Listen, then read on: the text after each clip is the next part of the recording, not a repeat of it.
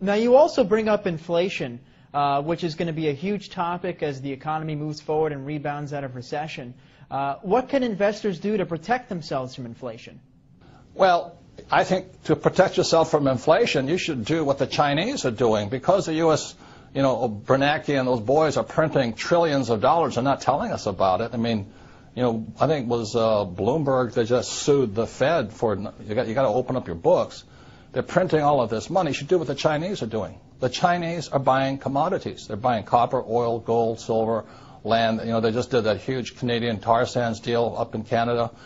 So that's all I've ever done. If you look at my investment portfolio, I started investing in oil in 1966, real estate in 1973, and I have my own gold mine and my own silver mine. So if you're afraid of inflation, which you should be, I would think silver is the #1 investment today. Silver is a smoking deal. And silver at about $15, $16, $20 an ounce, average Joe can do it. You just cut out your Starbucks for a while and go buy some silver. You're in the game. Silver is one of the biggest things against inflation you'll ever see. Great investment. Are you personally buying silver? Absolutely. I mean, I've been buying it for years, so I just love silver.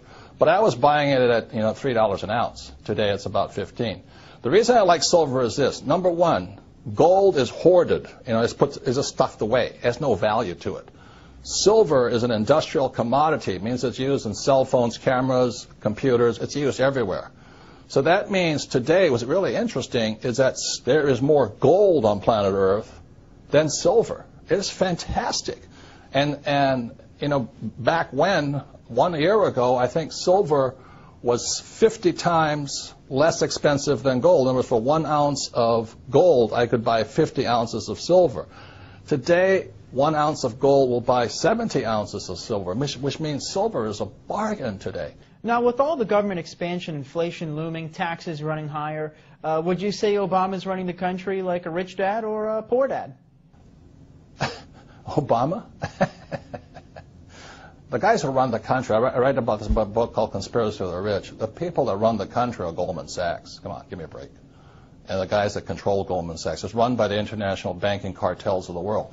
The Federal Reserve Bank is not a bank. It is owned by the richest European and some Saudi money in the world. And the Federal Reserve Bank is the one that has caused this crisis. The Federal Reserve Bank was created in 1913.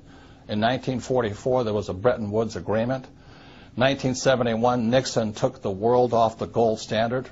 And after that, the Federal Reserve Bank controlled the world. And they could flood the world with fiat money. I mean, currency, that's paper. That's all it is. And throughout history, any time a nation has gone to fiat currency, in other words, government-sponsored money, the money has absolutely gone to zero. It has no value. So that's why you see gold fluctuating right now and silver fluctuating right now, oil fluctuating right now. It's because the world, the smart money knows the U.S. dollar is trash. I don't think Obama can do anything because he doesn't control the world. Goldman Sachs does. Robert Kiyosaki, best-selling author, investor, motivational speaker, and inventor, author of the upcoming book, Conspiracy of the Rich. Robert, thank you so much for coming on the program today. Thank you. This has been an interesting experience. Thank you. Signing off, I'm Dan Mangrew for Newsmax TV Money.